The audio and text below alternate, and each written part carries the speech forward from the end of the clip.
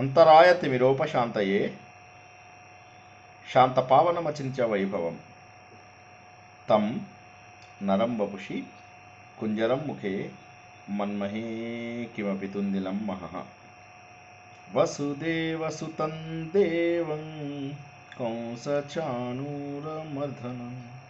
దేవకీ పరమానందం కృష్ణం వందే జగద్గురుం శ్రీకృష్ణం వందే జగద్గురుం. భగవద్బంధువులకు, ఆత్మస్వరూపులకు, సత్యాన్వేషులకు స్వాగతం, సుస్వాగతం. పంచమ వేదం అయినటువంటి మహాభారతంలో మొన్నటి వరకు ఏం తెలుసుకున్నాం? జరాసంధుడు అందరికంటే కూడా ప్రమాదకరమైనటువంటి వాడు అన్న విషయాన్ని మనము తెలుసుకున్నాం. ఎందుకు వచ్చింది అసలు జరాసంధుడు ప్రసక్తి అంటే, ఈయన ధర్మరాజు అనుకుంటాడు నేను రాజసూయాగం చేస్తే బాగుంటుంది కదా అని చెప్పేసి నారదుడు చెప్పిన విషయాల ద్వారా. నిజమే, కానీ రాజసూయాగం చెయ్యాలి అంటే కేవలం ఈ 2-3 రాజ్యాలే కాదు కదా. తూర్పు, పడమర, ఉత్తర, దక్షిణాలో కొందరు వందల మంది రాజులు ఉన్నారు. వీరందరి దగ్గర చక్రవర్తి అనిపించుకోవాలి అంటే మామూలు విషయం కాదు. దుర్యోధనుడు వాళ్ళు పర్వాలేదు, వాళ్ళందరూ చుట్టాలు కాబట్టి వాళ్ళు సరే అంటారు. కానీ మరి మిగతా వాళ్ళందరూ, ఆ అందరి లోపల కూడా దుర్మార్గుడైనటువంటి వాడు జరాసంధుడు. వాడు ఏం చేసేవాడు? తనతోని ఓడిపోయినటువంటి రాజులందరినీ కూడా శివుడికి బలిచ్చి, ఆ బలిచ్చినటువంటి రక్తంతో దేవుడికి అభిషేకం చేసేవాడు. సో అంత క్రూరుడైనటువంటి వాడన్నమాట జరాసంధుడు. సో శ్రీకృష్ణ భగవానుడు జరాసంధుడు గురించి చెప్తుంటాడు. వాడి ద్వారా మా యాదవ వంశాలన్నీ కూడా దెబ్బతిన్నాయి. నేను మా కంసుని ఓడగొట్టి రాజ్యాన్ని ఉగ్రసేనుడు గారికి అప్పచెప్పాను. మళ్ళీ ఆయన ఉగ్రసేనుణ్ణి ఓడించి మళ్ళీ తన ఈయన అల్లుడు అవుతాడు. యాక్చువల్గా కంసుడు యొక్క కుమారుడికి మళ్ళీ ఆ రాజ్యానికి, శూరసేన రాజ్యానికి మళ్ళీ రాజుగా చేశాడు. ఈ గోలంతా ఎందుకని చెప్పేసి మేమంతా ఉగ్రసేనుడిని తీసేసుకుని ఈ ద్వారకాకు వచ్చేసాము.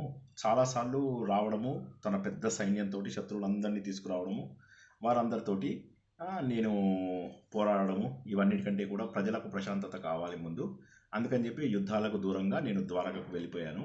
కాబట్టి జరాసంధుడు ఒక్కడే నీకు మెయిన్ ఇబ్బంది. అయితే ఈ జరాసంధుడు ఉండడం వల్ల ఇబ్బంది ఏంటి అంటే, జరాసంధుడితో పాటుగా శిశుపాలుడు, చేది దేశం రాదు, వాడు దుర్మార్గుడు. వీళ్ళతో పాటు ఇక చెడ్డవాళ్ళు ఒకరి తర్వాత ఒకళ్ళు వస్తూ ఉంటారు. శిశుపాలుడు వచ్చాడు, దంతభక్తుడు వచ్చాడు, పౌండ్రక వాసుదేవుడు వచ్చాడు. తర్వాత కొంతమంది మంచి వాళ్ళు అయినప్పటికీ కూడా దుష్ట సహవాసం మీద పాడైన వాళ్ళు. మన మహారాష్ట్ర విదర్భ లోపల భీష్మకుడు అని ఉంటాడు, రుక్మిణి వాళ్ళ నాన్నగారు. వాళ్ళు కూడా ఈయనంటే భయంతో ఈయనకే సపోర్ట్ చేస్తూ ఉంటారు జరాసంధుడికి. సో మా వంశంలోనే ఎంతోమంది, ఉదాహరణకి శిశుపాలుడే, మా వంశంలోనే ఎంతోమంది జరాసంధుడికి సపోర్ట్ చేస్తూ ఉంటారు. కాబట్టి జరాసంధుడిని ఒక్కడిని కనుక మనం సంహరిస్తే బాగుంటుంది. మిగతా వాళ్ళందరినీ ఏదో రకంగా మనం నయానో భయానో మంచితనంతోటో లేకపోతే మాటలు మాట్లాడుకునో ఏదో రకంగా మనం కాస్త విజయాన్ని సాధించడానికి, కప్పం తీసుకురావడానికి, మన సార్వభౌమత్వాన్ని వాళ్ళు అంగీకరించడానికి మనం వాళ్ళని ఒప్పించవచ్చు. కానీ జరాసంధుడు మాత్రం ఒప్పుకోడు అంటాడు. అనగానే భీముడు అంటాడు, పద నేను జరాసంధుడిని సంహరిస్తాను అని. అర్జునుడు కూడా సిద్ధమవుతాడు.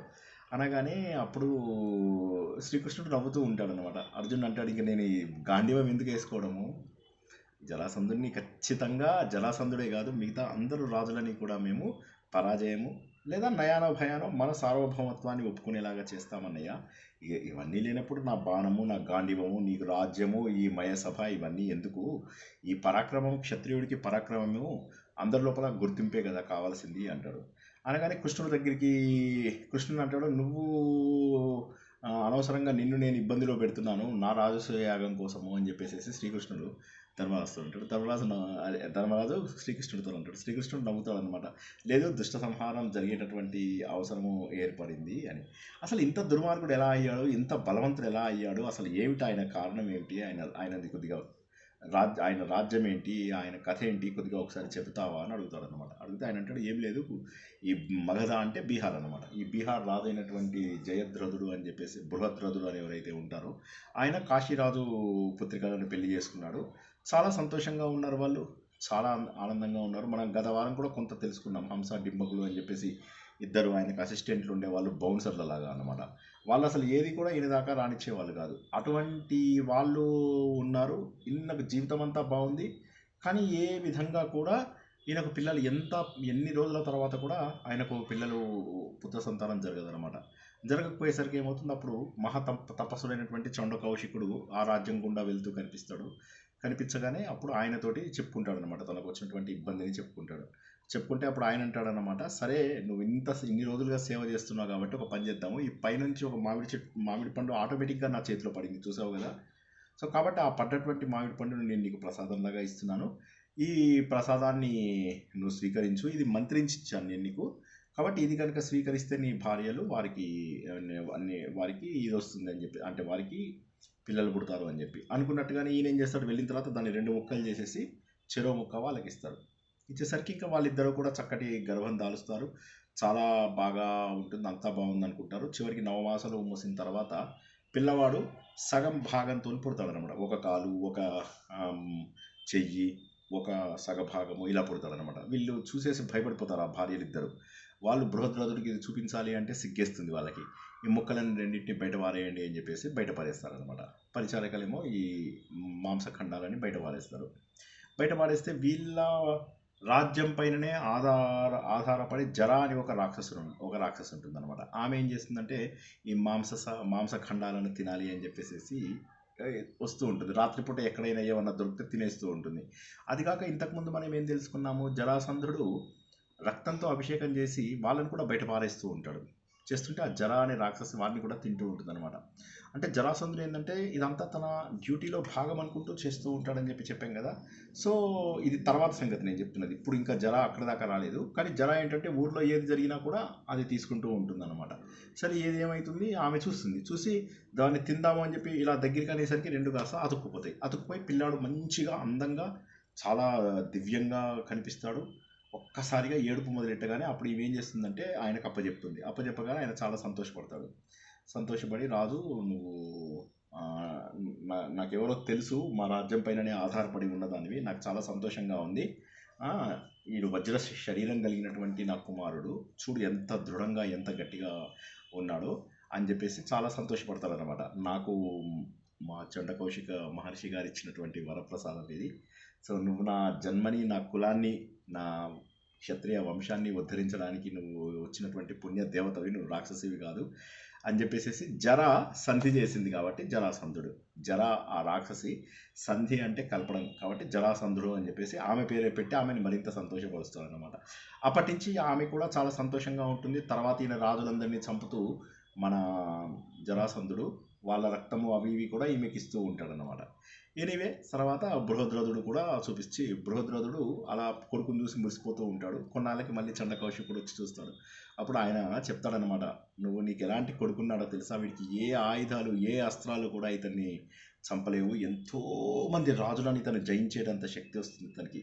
ఆ రాజులని ఈయన సంహరించడమే కాకుండా వారి ఆస్తులను కూడా ఇతను స్వాధీనం చేసుకునేంత శక్తివంతుడు అవుతాడు. అంతేకాకుండా పరమశివుని కూడా ప్రత్యక్షం చేసుకుంటాడు. సో చాలా గొప్పవాడవుతాడు నీ రాజు, చూడు ఎంత అందంగా కూడా ఉన్నాడో. తర్వాత బ్రాహ్మణులు అంటే చాలా గౌరవం ఉంటుంది, ఆచార వ్యవహారాలన్నీ కూడా చాలా ఇదిగా చేస్తాడు, దైవభక్తి కూడా చాలా ఉంటుంది.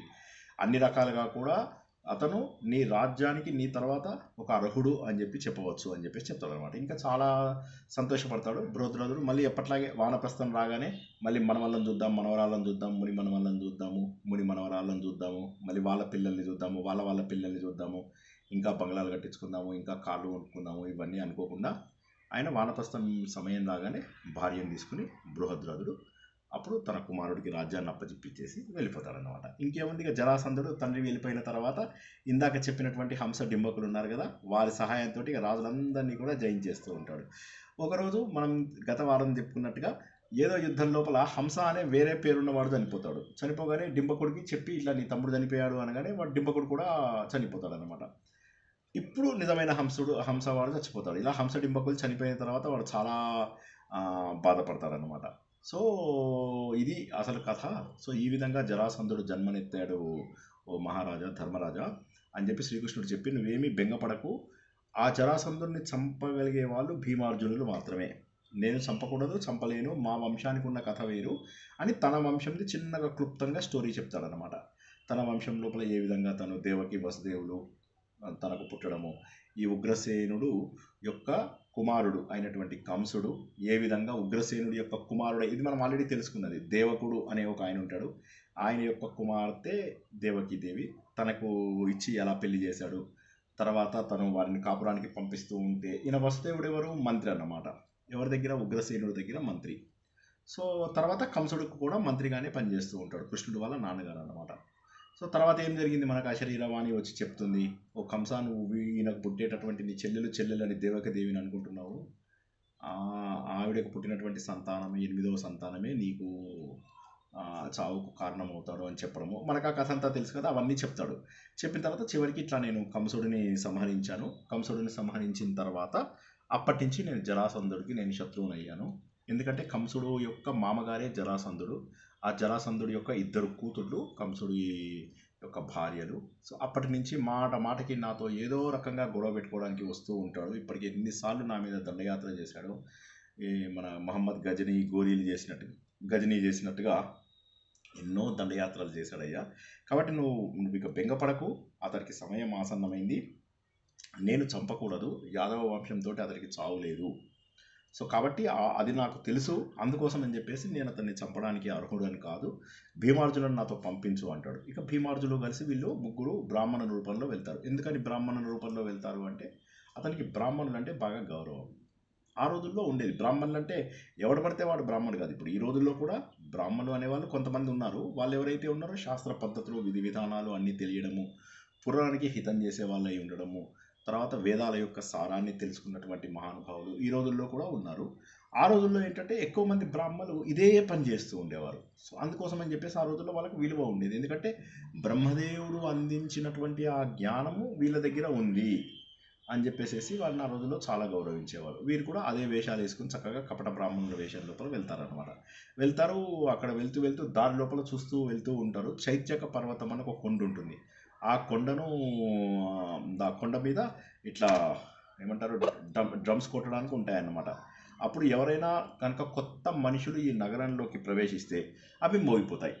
అంటే ఏంటి, ఆటోమేటిక్ సిస్టమ్ అన్నమాట. మన అలారం సిస్టమ్ అని చెప్పేసి అంటాం కదా, అలాగే అలారం సిస్టమ్ లాంటిది అని చెప్పేసి చెప్తాడు. అప్పుడు వాటిని పగలగొట్టేస్తాడు ఈయన భీముడు. అంటే వాటికి టచ్ అయితే అది మోగుతాయి, కాబట్టి అది టచ్ కాకుండా వాటిని డిజేబుల్ చేయాలంటే వాటిని ముందు పాడు చేయాలి. సో భీముడు వాటిని నాశనం చేసేసి అప్పుడు ఆ చైత్యక పర్వతం, ఆ పర్వతం పేరు చైత్యక పర్వతం, దాని ద్వారా వాళ్ళు లోపలికి ప్రవేశిస్తారు. ఇక చక్కగా ఇక ఎంతో సాత్వికులలాగా, ఇక వీళ్ళ వేషం అది చూస్తే అయ్య బాబోయ్ నిజమైన బ్రాహ్మణులు వచ్చారు అన్న టైం లోపల. సరే మొత్తం మీద ముందు జరాసంధుడికి ఎందుకో కొద్దిగా వీళ్ళ రూపం చూస్తే అనుమానం వస్తుంది, కానీ ఏదేమైనా అనుమానాన్ని తర్వాత అడగచ్చు అని చెప్పేసి అప్పుడు ముందు వారికి అందరికీ అర్ఘ్యపాద్యాదులు ఇస్తాడు. వారికి ఊర్లో కూడా ఎవరు ఆపరు వీళ్ళని, బ్రాహ్మణులు అనేసరికి ఊర్లో కూడా ఎవరికి అనుమానం రాదు, ఎవరు ఆపరు అన్నమాట. తీసుకొచ్చేసి కూర్చోబెడతారు, తన సింహాసనంలోనే కూర్చోబెట్టి మరీ మర్యాద ఇస్తాడు. భోజనం చేయమంటే వీళ్ళు భోజనం చేయమంటాడు. అప్పుడు అతను మెల్లగా అడుగుతాడు అన్నమాట, మీరు అసలు బ్రాహ్మణులేనా, మీరు అటువంటప్పుడు ఈ గంధాలు, ఈ పుష్పాల లాంటివి ఏవైతే మీరు ధరించారో ఇవి జనరల్లీ ధరించరు కదా, మీరు బ్రాహ్మణులాగా కనిపిస్తున్న మీ శరీరాలు చూస్తే కొద్దిగా క్షత్రియులలాగా ఉన్నారు అంటే, వీళ్ళని స్నాతకులు అని అంటారు. యాక్చువల్గా బ్రాహ్మణులు అనే దానికి ఇంకొక పదం ఏంటంటే స్నాతకులు అంటే ధనం కానీ ఇంకేదన్నా కానీ యాచించేవాళ్ళు, యాచించడం అంటే అడిగేవాళ్ళు. సో వీళ్ళు యాచకులలాగా లేరు అని చెప్పేసి అంటారన్నమాట. సో అందుకే మాకు పెళ్ళిళ్ళలో కూడా స్నాతకం చేయడము అని చెప్పేసి స్టార్టింగ్ లోపల ఒక చిన్న ఫంక్షన్ ఉంటుందన్నమాట, ఆ ఫంక్షన్ చేస్తారు. సో అప్పుడు వీళ్ళు డైరెక్ట్గా చెప్పేస్తారు, మేము క్షత్రియులము, ఇలాగ మేము మీ ఇంట్లోకి ఇలా దొంగదారిగా రావాలి, అందుకని ఇట్లా ఈ చైత్యక పర్వతాన్ని కూలగొట్టి మరి అది శబ్దం రాకుండా మీ ఇంట్లోకి వచ్చేసాము అంటే, జరాసంధుడు అంటాడు, నేను ఎవరికి అపకారం చేసిన వ్యక్తిని కాదు, మీరెవరో నాకు తెలియదు, మీకు నాకు శత్రుత్వం ఉందని కూడా నేను అనుకోను, నేను బ్రాహ్మణులని, దేవతలని, మునులని వీళ్ళందరికీ కూడా నేను మంచి అర్ఘ్యపాద్యాదులు ఇవ్వడము, భక్తుడుగా మిగిలిపోతూ ఉంటాను ఎప్పుడు. అదిగాక క్షత్రియుడిగా నా ధర్మంలో ఏం తప్పు చేస్తున్నాను, నేను క్షత్రియుడిగా కూడా ఉన్నాను, మీరు నాకు ఏ విధంగా శత్రువులు అయ్యారు ఒకసారి చెప్పండి అంటాడు. అప్పుడు చెప్తాడనమాట, దీని ధర్మరాజు యొక్క వీళ్ళు తమ్ముళ్ళు వీళ్ళిద్దరు, ఆయన చెప్పాడు శత్రు సంహారం కోసం అని చెప్పి నీ దగ్గరికి రావాలి అని చెప్పాడు. సో నువ్వు అత్యుత్తమ క్షత్రియ ధర్మం చెందిస్తున్నాను అంటున్నావు కదా, ఎవరైనా కూడా సాటి క్షత్రియులని చెరబట్టి శివుడికి బలిస్తూ ఉంటారా? ఆల్రెడీ పరశురాముడు వచ్చి చాలామంది క్షత్రియులని నాశనం చేసేశాడు. ఇక మిగిలిన కొద్దిమంది ఏం చేశారు, బ్రాహ్మణులతో కలిసి మొత్తం మీద క్షత్రియ వంశాన్ని మళ్ళీ నిలబెట్టారు. బ్రాహ్మణుల ద్వారా క్షేత్రంలో బీజములు వేయిస్తూ మళ్ళీ నిలబెట్టారు క్షత్రియ వంశాన్ని. సో ఆ విధంగా ఎంతో కష్టపడి నిలబెట్టుకుంటున్నటువంటి ఈ క్షత్రియ ధర్మంలో నువ్వేం చేస్తున్నావు, నీ సాటి క్షత్రియులందరినీ తీసుకొచ్చేసేసి వారందరినీ కూడా చంపిస్తున్నావు. ఇది ఎంతవరకు ఒక సరైనటువంటిది? నిర్దోషులు, అందులో ఎంతోమంది నిర్దోషులు కూడా కేవలం యుద్ధంలో నీతో ఓడిపోయారు అనేటటువంటి ఒకే ఒక దీనివల్ల నువ్వు చంపుతుంటే ఇది ఎంతవరకు కరెక్టు? అందుకే నువ్వు పాపాత్ముడివి, నిన్ను దండించడానికి వచ్చాము. నేను కృష్ణుడిని, ఇతను అర్జునుడు, ఇతను భీముడు. ఏంటి నీవు ఎలా యుద్ధం చేద్దామంటే అలా యుద్ధం చేద్దాం. లేదా ఒక పని చేయి, యుద్ధం వద్దు ఏమొద్దు, నీ చెరలో ఎంతమంది ఈ క్షత్రియ రాజులని బందీ ఉంచావో వాళ్ళందరినీ నాకు తెలుసు, శివుడికి బలిస్తావు, ఆ రక్తంతో నువ్వు నీ వజ్ర వైడూర్యాలను కూడా కడుగుతున్నావు అని మాకు తెలుసు, కాబట్టి వాళ్ళందరినీ వదిలేసేయి, మేము ఊరుకుంటాము అంటాడు. వాడు నవ్వుతాడన్నమాట.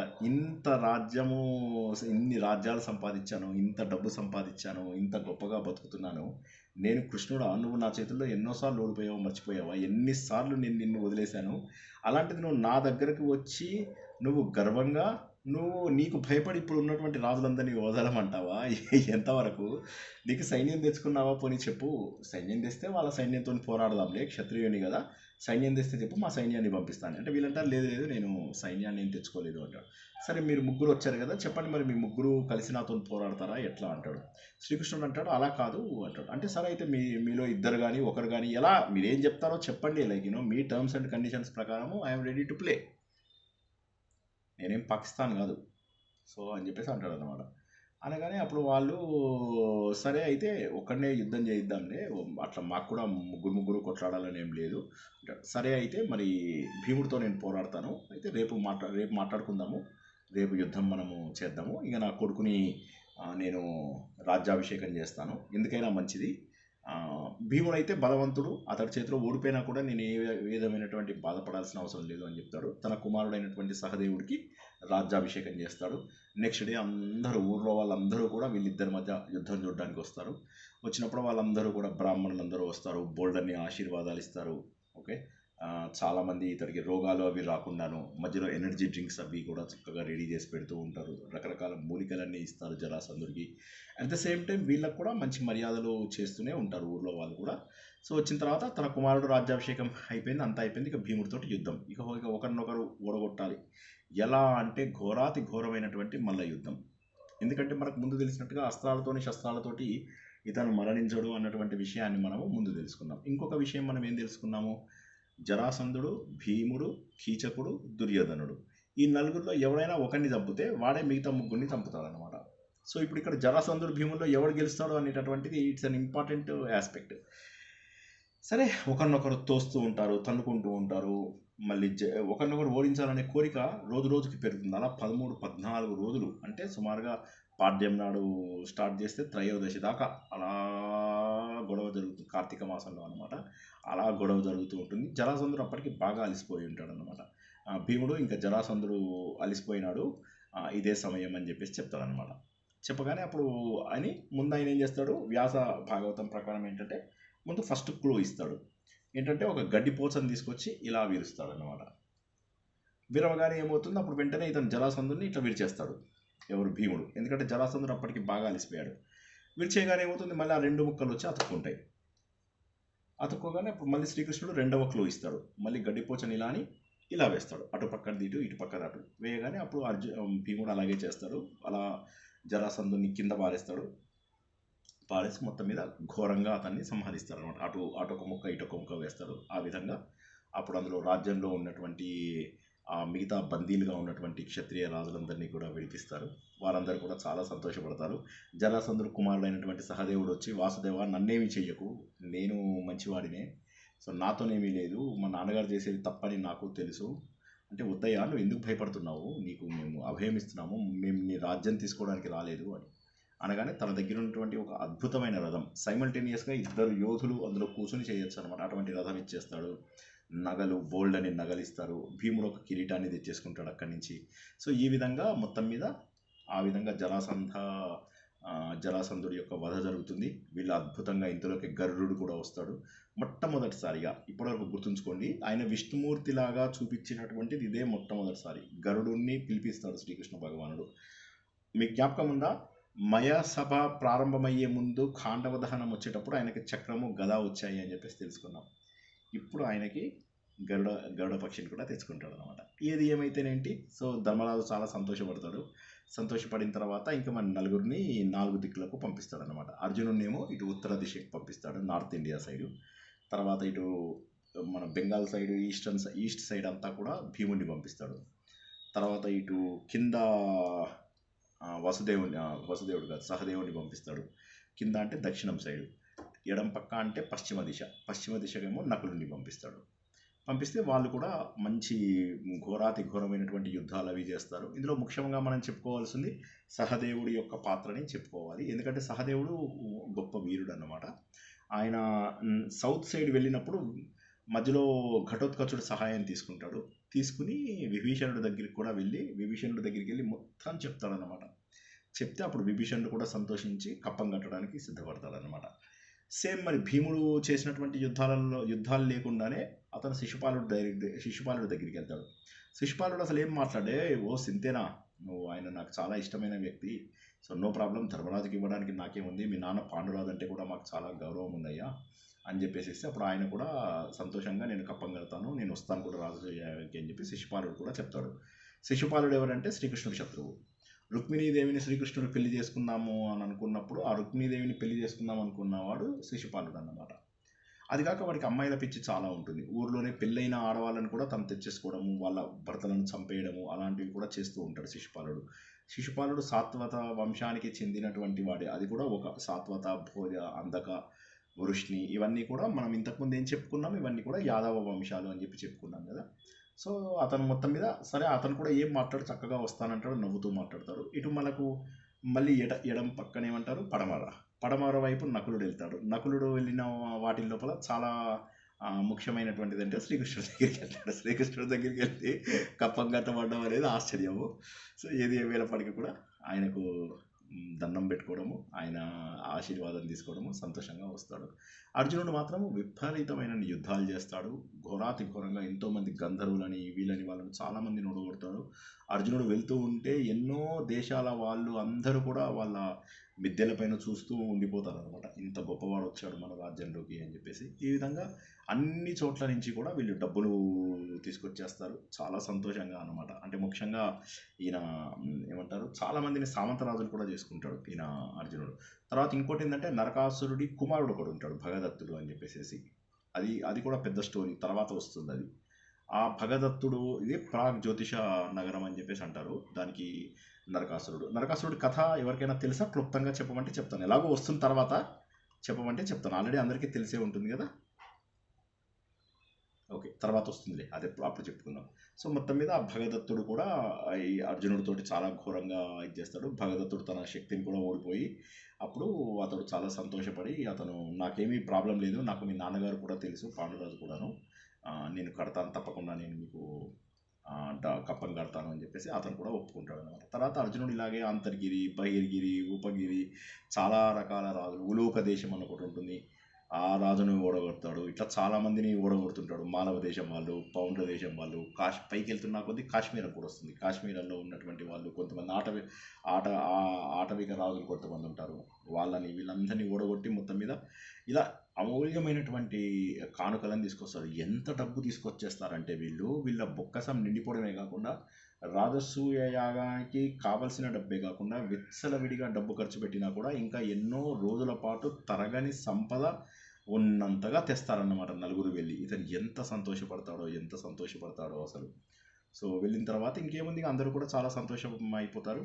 సో ఈ విధంగా మొత్తం మీద రాజసూయ యాగం ప్రారంభించుకోవడానికి అందరూ కూడా వస్తారు. వీళ్ళందరూ కూడా ఎవరంటే దుర్యోధనుడు, దుశ్శాసనుడు, ధృతరాష్ట్రుడు, విదురుడు, ద్రోణాచార్యుడు, కృపాచార్యుడు, భీష్మాచార్యుడు, సైంధవుడు, శకుని, వీడి పేరేంటి సోమదత్తుడు, వాళ్ళ నాన్న వాళ్ళ కూడా కుమారుడు అయినటువంటి భూరిశ్రవుడు, మళ్ళీ విదురుడు వీళ్ళందరూ వస్తారు. వాళ్ళందరికీ కూడా వచ్చిన వాళ్ళందరికీ కూడా ఒక్కొక్కళ్ళకి ఒక్కొక్క డ్యూటీ ఇస్తాడు. వీళ్ళకి దుశ్శాసన నువ్వు వెళ్ళి ఫుడ్ డిపార్ట్మెంట్ చూసుకో, విదుర నువ్వు వెళ్ళేసి బ్రాహ్మణులకు మర్యాదలు ఎలా ఉంటాయో చూసుకో, దుర్యోధన వచ్చిన వాళ్ళందరూ కలెక్షన్స్ డబ్బులు గిఫ్ట్ ఇస్తారు కదా. మనకు తెలంగాణలో ఉందా సాంప్రదాయం, ఆంధ్రాలో ఉందో లేదో నాకు తెలియదు. మేము జనరల్ ఏం చేస్తామంటే ఎవరైనా వస్తే వాళ్ళు ఏ గిఫ్ట్ ఇచ్చారు అనేది రాస్తాం అన్నమాట. లిస్ట్ తీసుకుని అందులో రాస్తాం యాక్చువల్గా. ఇప్పుడు అది ఈ రోజుల్లో లేదు, చాలా ఏళ్ళ కింద ఉండేది. ఎవరన్నా ఉంటే ఎవరిచ్చారు ఆ గిఫ్ట్, ఏమిచ్చారు అని చెప్పేసి ఎవరి పేరు మీద వచ్చిందని. ఆ డ్యూటీ ఏమో దుర్యోధనుడికి, కర్మగాలి దుర్యోధనుడికే అప్పచెప్తాడు ధర్మరాజు.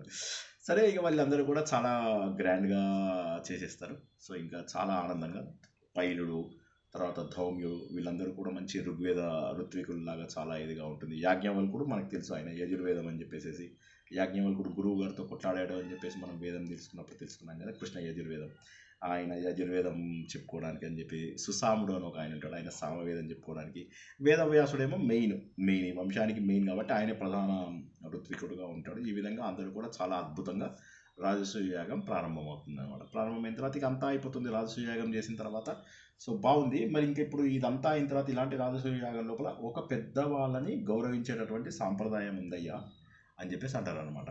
పెద్దవారు ఎవరు, అందరికంటే కూడా గొప్పవారు ఎవరు, అర్హుడైనటువంటి వ్యక్తి ఎవరు అంటే అతడు ఎలాంటి వాడు ఉండాలి, సాత్వికుడు అయి ఉండాలి, మంచి ఋత్విజుడు అయి ఉండాలి, సద్గురువు లాంటి వాడు అయ్యే ఉండాలి, మనందరికీ ఇష్టమైనటువంటి వాడు అయి ఉండాలి, జ్ఞాన సంపన్నుడు. ఇలాంటి వాళ్ళలో ఎవడైనా ఒక్కడైతే చాలు వాడిని పూజించాలని.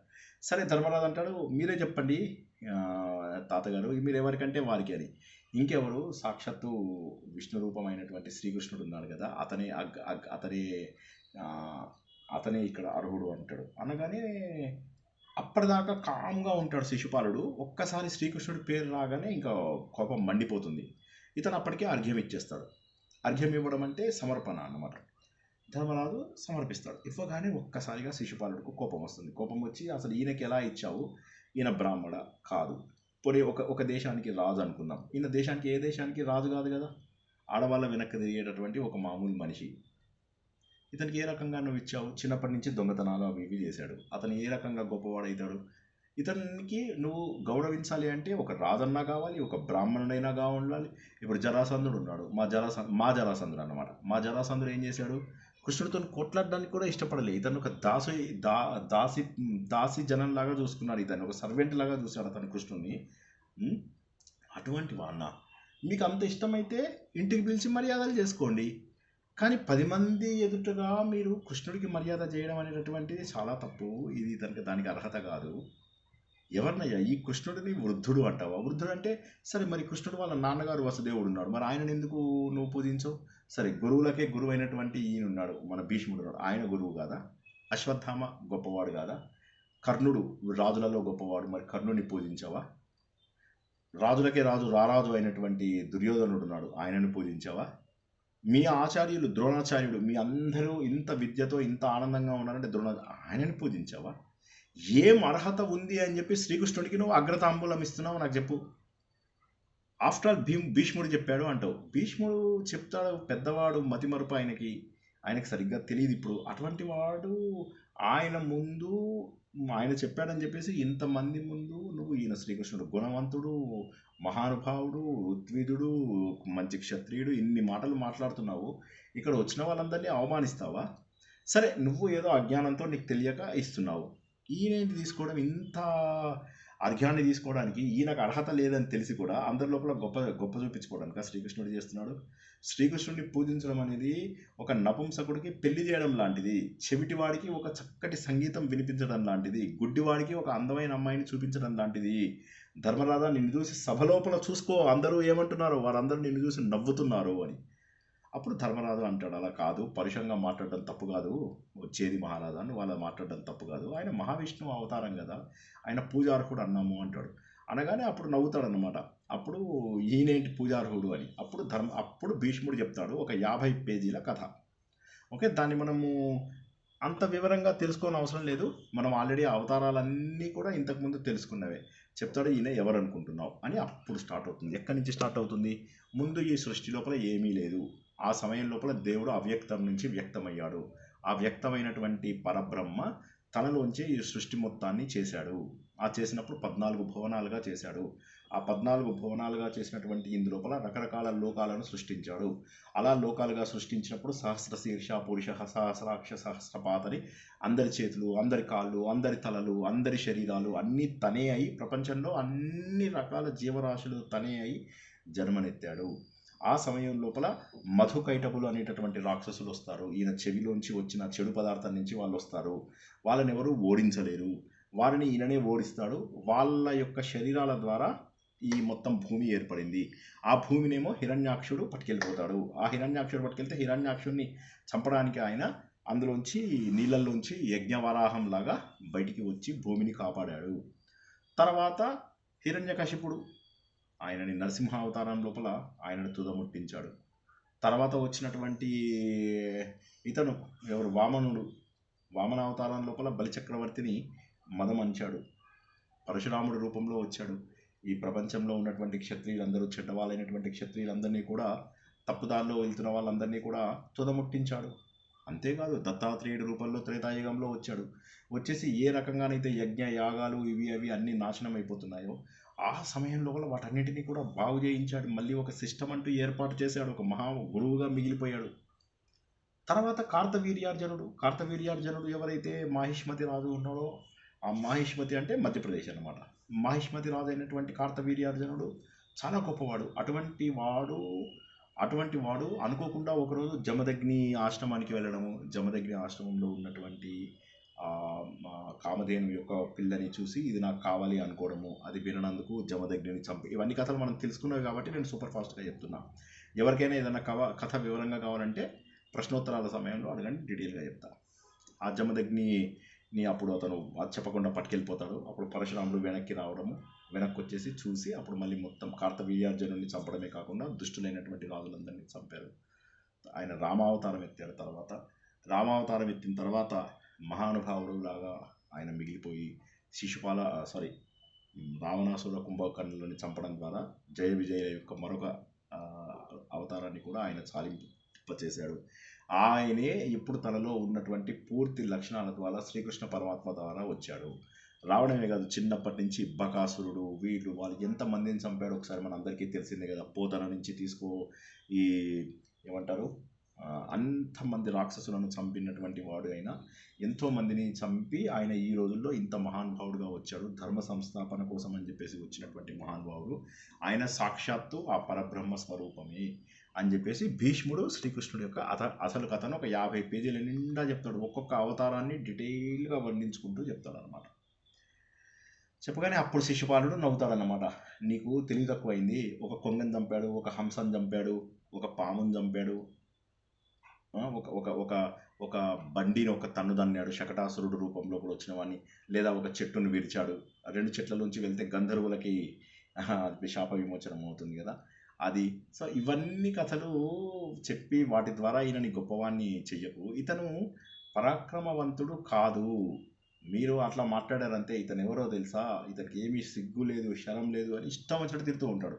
అప్పుడు సహదేవుడికి కోపం వస్తుంది. కోపం వచ్చి ఒక్కసారిగా ఆగ్రహం వస్తుంది. మేము ఒకసారి అర్ఘ్యం ఇచ్చిన తర్వాత అది ఫైనల్, కాదన్న వాళ్ళని మేము సమూలంగా నాశనం చేసేస్తామని చెప్పి కాళ్ళు ఎత్తేస్తాడు. వాళ్ళని నేను క్రూరంగా అనగదొక్కుతాను అని చెప్పి. దాంతో అక్కడ అందరూ సభలో ఉన్న వాళ్ళందరూ ఒక్కసారిగా కామ్ అయిపోతారు. అందరూ భయపడిపోతారు. ఇంకెవరు ఏమనదు. ఇంతలోకి శిశుపాలుడికి ఒక సైన్యాధిపతి ఉంటాడు అనమాట. అతని పేరు సునీధుడు. అతను ఏం చేస్తారంటే ఇది పని కాదని చెప్పి సైన్యం అందరికీ రెడీ అవ్వండి, మీరు మీ మిసైల్స్ అన్ని రెడీ చేసుకోండి, కొద్దిగా టైం తీసుకుందాము. వీళ్ళు డిస్కషన్ చేస్తూ ఉంటారు. బయట నుంచి మనం మిసైల్స్, రాకెట్స్ ఇవన్నీ రెడీ చేసుకుందాము, అందరూ రెడీ చేయండి, మనం ఇంకా నో సీజ్ ఫైర్ నథింగ్, మనం డైరెక్ట్గా యుద్ధానికి వెళ్ళిపోదాము అని చెప్పేసి వాళ్ళందరికీ సైగ చేస్తాడు. ఇక శిశుపాలుడు లోపల నిలబడి అంటాడు అనమాట, మీరందరూ మాట్లాడడం ఏంటి, అసలు భీష్మ పితామహ నువ్వు మాట్లాడడం ఏంటి. శిశుపాలుడు ఏ రైతుకి వెళ్ళిపోతాడంటే, నువ్వు ముసలివాడివి, తలకాయ లేదు, ఇవన్నీ అనకుండా నీకో విషయం తెలుసా, అసలు సంతానం లేనివాడు ఎంత ఘోరమో తెలుసా. సంతానం లేనివాడు ఈ ప్రపంచంలో ఎన్ని పూజలు, ఎన్ని యాగాలు, ఎన్ని యజ్ఞాలు, ఎన్ని చేసినా కూడా వాడికి ఫలితము ఇంత కూడా రాదు. అలా నీకు సంతానం లేనటువంటి ఒక పరమ పాపాత్ముడివి నువ్వు. అదిగాక నువ్వు నీ వంశంలో పిల్లలు ఎలా పుట్టారు, ఏ క్షేత్రంలో ఏ బీజం పడింది ఒకసారి ఆలోచించు. నీ తమ్ముడి యొక్క సంతానం ఎక్కడి నుంచి వచ్చారు, ఏ క్షేత్రంలో ఎవరి బీజం పడితే వచ్చారు. సో అలాగా చేయించినటువంటి నువ్వు నీ మాటలు మేమంతా వినాలా అని అంటాడు. అనగానే ఇంక అప్పుడు ఇక ఒక్కసారిగా భీష్ముడు ఏం మాట్లాడు, ఇక శ్రీకృష్ణ పరమాత్మ నువ్వే చూసుకోవాలి అని అనగానే శ్రీకృష్ణుడి మీద ఎగురుతాడు. ఈయన ఏం చేశాడు, నేను పెళ్లి చేసుకుందాం అనుకున్న అమ్మాయిని దొంగతనంగా పట్టుకొని పోయాడు. ఈ ముసలి భీష్ముడు ఉన్నాడు, ఈ యాదవుని పొగిడాడు వీడు. అయినా నువ్వేంటయ్యా, ఏంటి ఒక ఆడదాన్ని చంపావు, పూతన అనేటటువంటి ఆడదాన్ని చంపావు, నువ్వు ఏ విధంగా గొప్ప గొప్ప ఓ చిన్న పుట్టని ఇలా పైకి లేపేసి ఏదో పెద్ద పర్వతాన్ని లేపినట్టుగా నువ్వు ఇది చేసావు. అసలు స్త్రీ వధ చేసిన వాడికి నీకు మర్యాదలు ఇచ్చేది ఏంది, నీ నాలుకను 1000 ముక్కలు చేయాలంటాడు. నాలుకను 1000 ముక్కలు చేయాలి. ఒకరు ప్రేమించిన కన్యని ఇంకొకళ్ళకి నువ్వు అప్పచెప్తావా? ఉం? ధర్మం ఆ, ధర్మం ఎక్కడ నీ లోపల ఉంది? అదే జరాసంధుడి దగ్గరికి వెళ్ళావు, వెళ్ళినప్పుడు ఏ రూపంలో వెళ్ళావు నువ్వు? బ్రాహ్మణుడి రూపం. కపటం కాదా అది? వీరత్వం కాదా? ఇక భీముడికి కూడా కోపం వస్తుంది. భీముడు వెళ్ళిపోతాడు, ఇక నేను చంపేస్తాను అయిపోయింది అంటే. అప్పుడు అంటాడు అనమాట, భీమా నువ్వు ఈ శిశుపాలుని చంపకూడదు, వీడు దమఘోషుడు సాత్వతి అనే వాళ్ళకు పుట్టాడు. అప్పుడు భీష్ముడు మెల్లగా ఇతని యొక్క వృత్తాంతం చెప్తుంటాడు. ఎవరి వృత్తాంతము? శిశుపాలుడి గురించి. దమఘోషుడు అని ఉన్నాడు, చేది రాజు. అంటే వీళ్ళు రాజులు అంటే రాజులు కాదు, బేసికల్లీ రాజుల కింద ఉండేవాళ్ళు. యాదవ వంశం వాళ్ళకి రాజులు అయ్యే అవకాశం లేదు. ఆ దమఘోషుడు సాత్వతికి పుట్టడమే 3 కళ్ళు 4 చేతులతోటి వికృతంగా పుట్టాడు. పుట్టగానే అప్పుడు ఆ వాయిస్ కూడా ఎట్లా అంటే ఏడుస్తుంటే గాడిదలు ఏడుస్తున్నట్టుగా వచ్చేది. ఆ సమయం లోపల ఆమె బెంగపడుతూ ఉండేది. ఆ శరీరాన్ని బయటపడేద్దాము అనుకుంటూ ఉన్నారు, ఎప్పుడు చచ్చిపోతుందో ఇవాళ రేపో అన్నట్టుగా ఉన్నారు.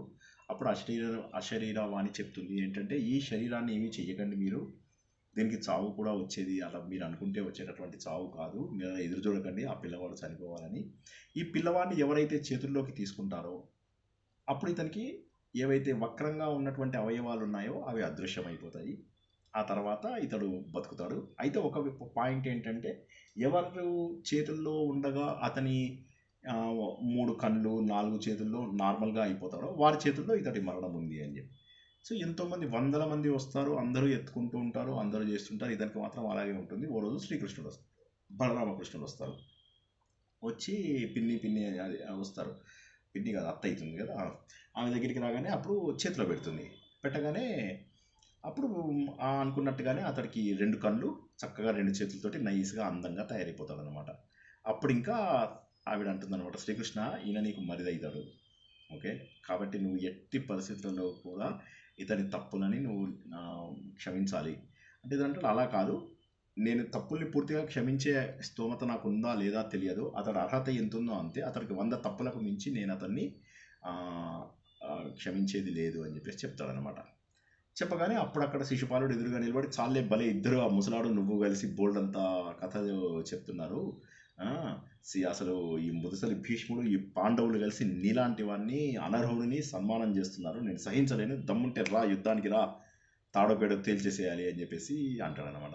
అనగానే అప్పుడు ఇంకా కొట్టేసుకుంటారు ఇక ఇద్దరు కూడా. ఎందుకంటే అప్పుడు ఇంకా అంటే కొట్టేసుకోవాలనేంత స్టేజ్కి వెళ్ళిపోతారు. ఎందుకంటే డైరెక్ట్గా నేను పెళ్లి చేసుకునే అమ్మాయిని నువ్వు ఎత్తుకుపోయావు జ్ఞాపకం లేదా అనగానే ఇంకా శ్రీకృష్ణుడు వెంటనే చక్రాయుధాన్ని ప్రయోగించేస్తాడు. ఒక్క క్షణం కూడా ఊరుకోడు. అప్పుడు ఏమవుతుందంటే, మనం సినిమాలో చూపించినట్టుగా శ్రీకృష్ణుడు నవ్వడము, ఎన్టీఆర్ జోక్స్ వేసుకుంటూ అవన్నీ వక్కలు లెక్క పెట్టడము ఇవన్నీ ఉండవు. సో అప్పుడు మొత్తం మీద శిశుపాలుడు ఎప్పుడైతే మరణిస్తాడో అప్పుడు అందులోంచి ఒక జ్యోతి వచ్చి శ్రీకృష్ణ పరమాత్మను కలిసిపోవడం జరుగుతుందన్నమాట. ఆ విధంగా రాజసూయాగం పరిపూర్ణం చేయాలి. ముందు ఇతనికి వెంటనే ఈ శిశుపాలుడికి వెంటనే ముందు దహన సంస్కారాలు చేయండి. దహన సంస్కారాలు అయిపోయిన తర్వాత వచ్చిన వాళ్ళందరికీ కూడా ఘనంగా కావలసిన వస్తువులు చాలా రోజులు ఉంచుతారు. వాళ్ళందరూ మయసభ బీబీ చూసినంతమంది చూస్తారు, అర్జెంటుగా ఉన్న వాళ్ళు వెళ్ళిపోతారు. అలా వెళ్ళిపోతారు. ఒక్కొక్కరిని పంపించడానికి అందరినీ జాగ్రత్తగా వీళ్ళందరూ వీడుకోలు ఇవ్వడము, బోలెడన్ని గిఫ్ట్స్. వచ్చిన వాడు ఎవ్వడు కూడా తక్కువ గిఫ్ట్లు ఇవ్వడు, మళ్ళీ వెళ్ళే వాళ్ళందరికీ కూడా వీళ్ళు ఏమి తక్కువ గిఫ్ట్లు ఇవ్వరు. అలా ఒకరినొకరు పరుచుకుంటూ ఉంటారు. చక్రవర్తిగా ఇతను చాలా సంతోషంగా ఉంటాడనమాట. అందరూ కూడా వెళ్ళిపోతారు. సో ఇతడు మాత్రం మిగిలిపోతాడు. దుర్యోధన అంటాడు, నేను ఉండిపోతానులే, నేను ఇంకా మయసభ చూడలేదు కదా, అన్న ఉంటానంటే ఉండు, నో ప్రాబ్లం అంటాడు. శకున్ అంటాడు, నేను కూడా ఉంటాను అంట. సరే ఉడుకో అంటారు. వాళ్ళు ఇంకా మయసభ మేము మొత్తం చూడాలి, అందరు వెళ్ళాక తీరిగ్గా చూస్తాంలే అంటారు అనమాట. శ్రీకృష్ణ పరమాత్మ అక్కడ వెళ్తూ ఉంటాడు, ద్వారకకి వెళ్తుంటే, అదేంటి బాబా నువ్వు అప్పుడే వెళ్తున్నావు అంటే, వెళ్ళాలి కదా ద్వారకకు కూడా నేను వెళ్ళి తీరాల్సినదే కదా. సో ఇక మయసభని దుర్యోధనుడు చూడడం మాత్రం మిగులుతుంది అనమాట. సో దుర్యోధనుడు మెల్లగా మయసభని 2 రోజులు 3 రోజులు అలా 10 రోజులు చూస్తూ ఉంటాడు. మాటికి మనం సినిమాలో చూసినటువంటి పరాభావాలన్నీ జరుగుతూ ఉంటాయి అన్నమాట. తెరిచిన ద్వారమేమో మూసుకున్నట్టుగా కనిపిస్తుంది, మూసుకున్నటువంటి ద్వారమేమో తెరిచినట్టుగా కనిపిస్తుంది. నీళ్ళున్న చోటనేమో ప్లెయిన్ సర్ఫేస్ లాగా ఉంటుంది, ప్లెయిన్ అనుకున్నది లోపల పడుతూ ఉంటాడు. ఇవన్నీ వీళ్ళు పాండవులు, ద్రౌపది వీళ్ళందరూ నవ్వుకుంటారు. అయితే ధర్మరాజు మాత్రం అట్లా ఏమీ అవమానం చేయడు. అరే ఫ్రెండ్లీగా నవ్వుకున్నారు లేవయ్యా అన్నా కూడా ఇతను వినడు. ఏదో మనసు లోపల బాధేస్తూ ఉంటుంది. ఒకటేమో బాధ, వీళ్ళందరూ ఇంత గొప్పగా ఉన్నారనే బాధ మెయిన్. దానికి తోడు వీళ్ళందరూ తను పడిపోతే నవ్వే చిన్నపిల్లలా, అది మయసభ యొక్క గొప్పతనం అని గుర్తుంచుకుంటే అయిపోయేది. సో అది మాత్రం చాలా బాధపడతాడు దుర్యోధనుడు. బాధపడేసి ఈ శకునితో చెప్తాడు. శకుని అంటాడు, ఏమిటి ఇది, ఎందుకు ఇలా ఉన్నావు, నువ్వు చాలా రోజులుగా చూస్తున్నాను అంటే, ఏం చేయమంటావు, రాజకార్యాలు కూడా నాకు చేయాలనిపించడం లేదు. వీళ్ళకి ఎంత డబ్బుందో చూడు, ఎంత ఘనంగా బతుకుతున్నారో చూడు, చక్రవర్తి అయిపోయాడు. ఇంతకంటే నాకు దుఃఖమైనటువంటి కారణం ఏదన్నా ఉంటుందా? మామ మయ సభ నువ్వు కూడా చూసావు కదా, ఎంత బాగా అనిపించింది, అలాంటి సభ ఎవరికైనా ఉందా? అంతకుముందు ధర్మరాజు అడుగుతాడు ఒకసారి నారదుడిని, నువ్వు చూసావు కదా కుబేరుడి సభ, యముడి యొక్క సభ, స్వర్గంలో ఇంద్రుడి సభ, ఇలా బ్రహ్మదేవుడి యొక్క సభ, ఇవన్నీ చూసావు కదా, అన్నింటితో కంపేర్ చేసి నా సభ ఎలా ఉందో చెప్పి మయ సభ అంటే, మయ సభ బెస్ట్ అని చెప్పేసి చెప్తాడు అనమాట నారదుడు. సో అటువంటి అమోఘమైనటువంటి ఆ సభని ధర్మరాజు తీసుకున్నాడు. ధర్మరాజు అందరి దగ్గర కప్పాలు ఇది చేశాడు. సో అతను శిశుపాలుడిని చక్రంతో శ్రీకృష్ణుడు వధిస్తే ఒక్కళ్ళైనా కూడా మారు మాట్లాడలేదు చూడు, అందరూ కూడా శ్రీకృష్ణుడిని పొగిడారు. ఇదేంటి అని ఎవరైనా అడిగారా మామ? వీళ్ళకి వచ్చిన ఐశ్వర్యంతో వీళ్ళకు కన్నులు మూతలు పడ్డాయి. వీళ్ళ ఐశ్వర్యం చూస్తుంటే నాకు సహింపరానిగా ఉంది.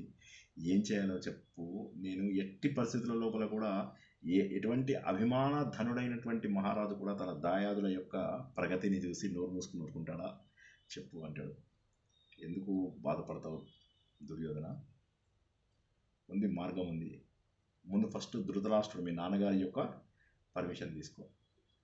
పాండవుల దగ్గర ఎంతైతే లక్ష్మి ఉందో ఆ లక్ష్మి మొత్తాన్ని నేను నీకు సమకూరుస్తాను. ఏమిటి వాళ్ళ పన్నాగం, ఏం చేద్దామనుకుంటున్నారు, సభాపర్వంలో ఇంకా ఎన్ని ఇలాంటివి చూడాల్సినటువంటి అవసరం ఉంది, అన్నీ కూడా వచ్చేవాళ్ళం చూద్దాం. ఆత్మసుఖము వీడి నీ ఆట కొరకు పాత్ర పోషణ చేసేది సూత్రధారి, విశ్రమించదు నీ పాదం ఆశ్రయించి పరమ కరుణాంతరంగా శ్రీ పాండురంగ. జై శ్రీకృష్ణ. ఈరోజు మనం తెలుసుకున్నటువంటి విషయాలలో ఎవరు మ్యూట్లో లేరు, ఇంట్లో పెట్టుకోరా, ఆవిడ మ్యూట్ చేసేసాను. సో అప్పుడు ఏమైందంటే ఈ కథ మనం ఏం తెలుసుకున్నాం ఈ కథ లోపల ఏంటంటే, ఎవరికైనా కూడా తను ప్రగతిలో ఉండాలి, అందరూ కూడా తనను చూసి అసూయపడాలి అనేటటువంటి భావన ఉంటుంది. మా చిన్నతనం లోపల మాకు ఒనిడా టీవీ అని చెప్పి ఒకటి వస్తుండేది. ఆ టీవీకి క్యాప్షన్ ఏంటంటే, ఎవరికైనా గుర్తుందా ఆ రోజుల్లో క్యాప్షన్ ఏముండేదో? ఒనిడా టీవీది 20-30 ఏళ్ళ కింద, 30-40 ఏళ్ళ కింద,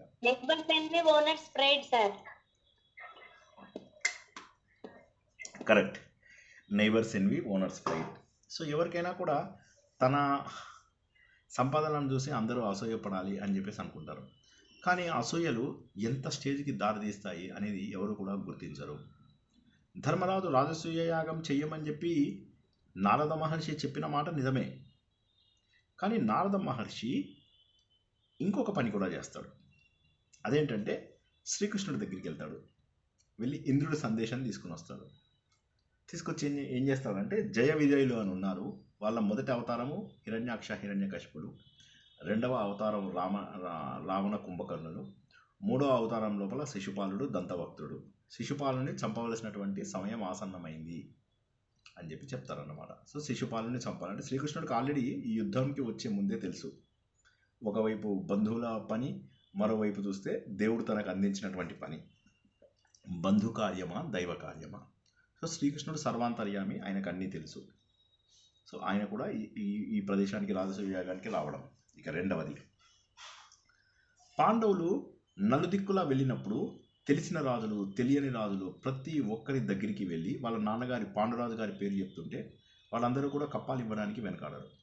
దీన్ని బట్టి ఏమర్థమవుతుందంటే, సమర్థుడైనటువంటి తండ్రి, సమర్థుడైనటువంటి తల్లి, సమర్థుడైనటువంటి వంశము ఉన్నప్పుడు ప్రతి ఒక్కరూ కూడా నిన్ను గౌరవిస్తారు. సో బహుశా ఇదే క్షత్రియులలో ఆ రోజుల్లో కీర్తికాంక్షను తెచ్చేదేమో అని మనం అనుకోవచ్చు. ఎందుకంటే పాండురాజు ఉన్నన్ని రోజుల పాటు నరకాసురుడు కానీ, జరాసంధుడు కానీ, ఎవరు కానీ అసలు హస్తినాపురం వైపు కన్ను కూడా వేసి చూసేవారు కాదు. అంటే దీన్ని బట్టి ఏమర్థమవుతుందంటే వీరి యొక్క గొప్పతనం అన్ని చోట్ల తెలుస్తుంది మొదటిది. రెండవది ఏంటి, అర్జునుడి యొక్క పరాక్రమము, అందము, భయపడినటువంటి తత్వము, ధర్మరాజు యొక్క ధర్మ నిరత గొప్పతనము, ఇవి విభీషణుడి దాకా వెళ్ళిపోవడము. విభీషణుడు లాంటి రాజు కూడా, త్రేతాయుగం రాజు, ఆయన కూడా సంతోషపడి వీళ్ళ కథలన్నీ విని తెలుసుకుని వీరికి తను కప్పం కట్టడానికి సిద్ధమయ్యాడు. అక్కడ కప్పం కట్టినందుకు నేను వీళ్ళతో ఓడిపోయాను అని అనుకోలేదు ఆయన. ఆయన ఏమనుకున్నాడు, ఆయన విభీషణుడు ఒక మహారాజు, ఆయన దగ్గరికి వెళ్తున్నామని. తర్వాత శ్రీకృష్ణుడి దగ్గరికి కూడా వెళ్ళాల్సి వస్తుంది. ఎవరు వెళ్తాడు, నకులుడు వెళ్తాడు కప్పం అడగడానికి, ఇలా రాజు సుయాగం చేస్తున్నాము అనడానికి. శ్రీకృష్ణుడు దాన్ని సంతోషంగా తీసుకుంటాడు, కానీ ఏయ్ ఏంటిది అని చెప్పేసి అన్నాడు. అక్కడ మనం గుర్తించాల్సింది ఏంటంటే వారు వారి బాధ్యతలను చాలా చక్కగా నిర్వర్తించారు. అంటే ఎక్కడ అణకువగా ఉండాలి, ఎక్కడ మన ఆధిక్యత ప్రదర్శించాలి అనే విషయాలు చూసుకున్నట్లయితే అది మనం పాండవుల దగ్గర నేర్చుకోవాలి అనే విషయాన్ని గుర్తించాలి. ఇంకొక చక్కటి అనాలిసిస్ కనుక మనము చూసుకున్నట్లయితే, శ్రీకృష్ణుడు ఎప్పుడైతే వీళ్ళ రాజ్యంలో ప్రవేశిస్తాడో రాగానే ధర్మరాజు చాలా సంతోషపడిపోతాడు. బాబా నువ్వు వచ్చావు, నాకు ఇంకేమీ అవసరం లేదు, చెప్పు, నువ్వు రాజసూయాగం చేస్తానంటే నువ్వే చేసేసి, అసలు నాకు చెయ్యాలని కూడా లేదు, నువ్వు చెయ్యి, నువ్వు అంటే శ్రీకృష్ణుడు నవ్వుతాడు, నేను రాజును కాదు కదయ్యా, నేను చేయడానికి వీల్లేదు, అది కాక నువ్వు మహానుభావుడివి అని. అంటే ఇక్కడ ఒకరి మర్యాదను ఒకరు కాపాడుకోవడం. నిజం చెప్పాలంటే శ్రీకృష్ణుడిని ఆ రోజుల్లో దైవంగా గుర్తించిన వారిలో ధర్మరాజు, భీష్ముడు ఖచ్చితంగా ఉన్నారు అని చెప్పవచ్చు. ఇక దుర్మార్గుల విషయానికి ఇద్దాం. దుర్మార్గుల విషయానికి వస్తే, దుర్మార్గులు మేము చెడ్డవాళ్ళమని ఎప్పుడూ అనుకోరు. దుర్మార్గులు ఎప్పుడు కూడా మేము చెడ్డవాళ్ళమని చెప్పేసి అనుకోరు. మీరు చూసుకున్నట్లయితే ఈ విషయం లోపల తోటి రాజులను దారుణంగా చంపుతున్నటువంటి జరాసంధుడు, వారి రక్తంతో శివుడికి ప్రతిరోజు తర్పణం ఇస్తున్నటువంటి జరాసంధుడు ఒక్కరోజు కూడా ఇది తప్పు అని అనుకోకుండా నేను క్షత్రియ ధర్మాన్ని మామూలుగానే నిర్వర్తిస్తున్నాను కదా, నేనేం తప్పు చేస్తున్నాను అని చెప్పి వీళ్ళని అడగడము శోచనీయమా కాదా ఒకసారి ఆలోచించండి. తర్వాత మళ్ళీ అయినప్పటికీ కూడా తన ధర్మాన్ని నిర్వర్తించాడు. బ్రాహ్మణుల రూపంలో వచ్చిన వారికి ఎలా సత్కరించాలి, ఏ విధంగా చేయాలి, సైన్యం ఉంటే తీసుకురండి సైన్యంతో పోరాడదాం. అంటే ఆ రోజుల్లో కొంత విలువలు కూడా ఉండేవి జనాల లోపల. బేసిక్ విలువలు అనేవి ఏవైతే ఉన్నాయో అవి చాలా చక్కగా ఉన్నాయి అని మనకు తెలుస్తుంది. శిశుపాలుడు చూసినట్లయితే శ్రీకృష్ణుడు చేసినటువంటి గొప్ప విషయాలన్నింటినీ కూడా ఎంతో తక్కువ చేయడానికి తను ప్రయత్నిస్తూ ఉంటాడు. దీన్ని బట్టి ఏమర్థమవుతుంది మనకు, ఈ రోజుల్లో కూడా ఇటువంటి ప్రవర్తన మనం చూస్తాము. అవతల వాడి గొప్పతనాన్ని మనం ఏం చేస్తామంటే ఏదో మనకు తెలిసిన 1-2 సంఘటనల ద్వారా వాళ్ళని కించపరచడానికి ప్రయత్నం చేస్తాము. ఒక్కసారి ఈ పాయింట్ని మళ్ళీ జాగ్రత్తగా వినండి, ఎంత బ్యూటిఫుల్ పాయింట్. శ్రీకృష్ణుడు ఇన్ని గొప్ప పనులు చేశాడు అని చెప్పి చెప్తే, శ్రీకృష్ణుడు ఏంటి ఒక ఆడదాన్ని చంపాడు, శ్రీకృష్ణుడు ఏంది ఓ పుట్టని ఇలా పైకి లేపాడు అనేసరికి ఏమవుతుంది, అవతల వాళ్ళు వినే వాళ్ళలో కొంతమందికైనా అనిపించచ్చు బహుశా ఇతను చెప్తున్నది కరెక్టేనేమో అని చెప్పి అనిపించేటటువంటి అవకాశం అయితే ఉంది. సో కాబట్టి ఏంటంటే మన విజయాలు వేరేవాడు దాన్ని విజయంగా చూస్తాడా లేదా అంటే మన విజయం మనకే గొప్ప, ఈ ప్రపంచంలో ఇంకెవరికి గొప్ప కాదు అనేటటువంటి నీతి సందేశము ఈ కథ ద్వారా మనం తెలుసుకోవచ్చు. ఇక శిశుపాలుడు చనిపోయే వరకు కూడా శత్రుత్వాన్ని మార్చుకోడు. మరి మిగతా అందరితోటి బాగానే ఉన్నాడు. ఇప్పుడు భీముడు రాగానే ఎంతో సాధారణంగా భీముడేనా, ఈ రైట్ సైడ్ వెళ్ళింది ఎవరు, భీముడు అంటే ఈస్ట్ సైడ్. సో అతను వెళ్ళినప్పుడు చేది రాజ్యానికి వచ్చినప్పుడు ఎంతో సంతోషంగా సత్కరించడము, అయ్యో దాందేముంది అంటాడు, కప్పం కడతాడు, ఎన్నో విలువైన గిఫ్ట్లు ఇస్తాడు. సో కాబట్టి ఒక వ్యక్తికి ఒకరిపైన ఎందుకు ద్వేషం వస్తుంది అనేది తెలియదు. వారిద్దరి మధ్యలో రుక్మిణి విషయం లోపల ద్వేషం వచ్చింది. సో ఆ ద్వేషాన్ని అతను ఎంత రేంజ్ వరకు తెచ్చుకున్నాడంటే చివరికి తనకెంతో ఆత్మీయులైనటువంటి పాండవులతో కూడా గొడవ పెట్టుకునేంత స్టేజ్కి వెళ్ళాడు. తర్వాత ఎప్పుడైనా కూడా కోపంలో ఉన్నప్పుడు ఏం జరుగుతుంది అనేది శిశుపాలుని చూస్తే మనకు చాలా చక్కగా అర్థమవుతుంది. శిశుపాలుడు భీష్మ పితామహుడు చాలా గొప్పవాడు అన్న సంగతి అందరూ అక్కడున్న ప్రతి ఒక్కడు గుర్తిస్తాడు. ఒకవేళ కనుక భీష్ముడికి కనుక పెద్ద పూజ చేసినట్లయితే ఇక్కడ ఉన్న వాళ్ళలో ఎవరు కూడా మాట్లాడే వాళ్ళు కాదు. కానీ అటువంటి భీష్ముడినే నువ్వు ముసలివాడి అయిపోయావు, నీకేమీ తెలియదు, నీకు పుత్ర సంతానం లేనివాడు అందరికంటే ఘోరాతి ఘోరం అనే మాట అనడం ఎంత తప్పు. ఎవరి క్షేత్రంలో ఏ బీజాలు పెట్టావు అని చెప్పేసి క్రూరంగా మాట్లాడడం అది ఎంత తప్పు. అంటే విచక్షణ జ్ఞానం కోల్పోతుంది. ఇదే మనము భగవద్గీతలో తెలుసుకున్నాము. ఏమని తెలుసుకున్నాము, ఎప్పుడైతే మనకు విషయాలతోటి సంబంధం ఏర్పడుతుందో అప్పుడు మనకు కోరిక తీరకపోతే ఆ విషయాలను గ్రహించాలి అనేటటువంటి కోరిక పెరుగుతుంది. ఆ కోరిక తీరకపోతే క్రోధంలోకి దిగుతుంది. క్రోధం ఏమవుతుంది, మనకు స్మృతి భ్రంశము చేస్తుంది. సో ఇదొక అద్భుతమైనటువంటి విషయాన్ని మనం ఇక్కడ తెలుసుకోవాలి. ఇదొక అద్భుతమైన విషయం. ఏదైతే మనకు కథలాగా అనిపిస్తుందో ఈ కథ మొత్తము నీతి సూత్రాలే ఉన్నాయి అని చెప్పి తెలుస్తుంది. ఇక మరొకటి, ఆయన ఎవరెవరికి ఏ బాధ్యతలు ఇచ్చాడో తెలియదు, కానీ దుర్యోధనుడికి ఆ డబ్బు కలెక్షన్ బాధ్యత ఇవ్వకుండా ఉంటే బాగుండేదేమో అని అనిపిస్తుంది. ఎందుకంటే దుర్యోధనుడికి మొదటి నుంచి కూడా వీళ్ళపైన అసూయ ఉన్నది అన్న సంగతి తెలుసు. తెలిసి ఆ డబ్బు కలెక్షన్ చేసుకునే డ్యూటీ అతనికి ఇవ్వకుండా ఉంటే బాగుండేది కదా. అంటే ఒక్కొక్కసారి మహానుభావులైన వాళ్ళు కూడా అటువంటి తప్పులు చేస్తారు అని చెప్పేసి అర్థమైంది. అది అయి ఉండొచ్చు.